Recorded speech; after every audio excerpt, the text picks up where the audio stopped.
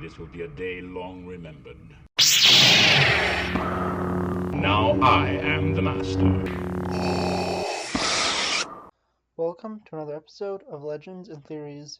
And happy April Fool's Day. And instead of doing a crazy and ridiculous story, I honestly thought it'd be way more fun to take something that was already crazy and ridiculous and make it rational.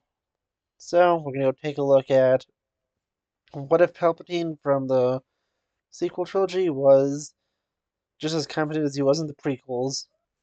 And taking a look at it, the first thing we really need to figure out is if he would actually go with the First Order or not.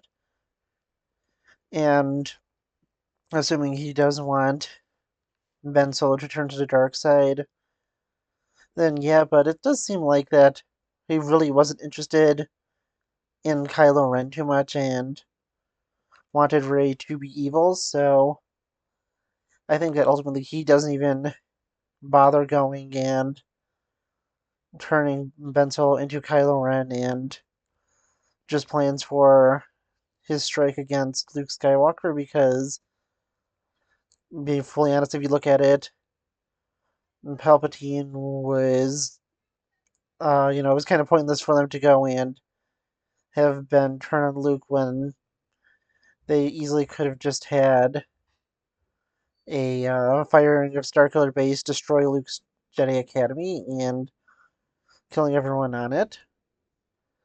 And that'd honestly just be the most logical thing. So we're going to be pushing back the events of Palpatine firing Starkiller Base until a year later when the fleet of Zeist Star Destroyers is prepared and ready.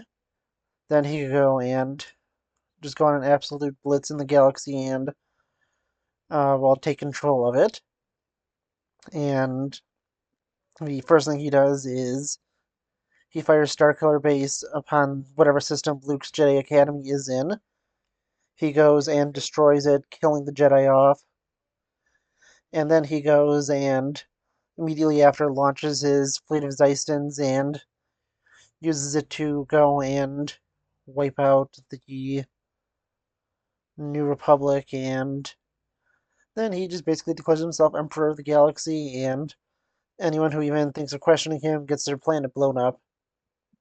He just, easily wins, and I mean, that's it. But yeah, if you just look at it, everything with Palpatine in the sequels, well, I mean, he easily would have won because literally the only reason he loses is because they decide to have him announce his attack before, instead of just showing up and, attacking everyone. So if he was literally just using like 1% of the intelligence he did to go and manipulate everything against the Jedi in the prequels, well, all he has to do is destroy Luke's academy at Starkiller Base and then launch the Zeistans against the New Republic, and he wins, and there's nothing anyone can do about it. Then, yeah, maybe he goes and, assuming the dyad still exists between them, and that Ben Solo did survive because, there's a good chance he does die at the academy, he goes and either drains life essence from them or just uses essence transfer to go and put himself in the body of either Rey or Ben. But yeah, it is basically a situation where the galaxy is doomed to eternal darkness, and there is nothing they could do to go and prevent Palpatine from conquering the rest of the galaxy that was under the control of the New Republic or Empire ever, like Hut Space. And then he just goes and conquers the rest of the known universe. He becomes immortal or just keeps jumping from body to body. And then he just becomes the immortal Emperor of the Galaxy, which is under the eternal, well, even the galaxy of the universe, which is under the eternal rule of the Sith and Palpatine himself. But yeah, that's it's a dark and depressing ending, but just based on everything set up in the sequel trilogy, that's what would happen. And, well, if they didn't just have all these sets of, Death Stars and Star Destroyers with Death Star lasers on it, then more or less to see the sequel trilogy going. Luke Skywalker rises up against Palpatine, again, if that's still what they're going with. And that's what I'm assuming, with this, that everything is the exact same for Disney canon. It's just that Palpatine's actually competent in the sequels. So, yeah.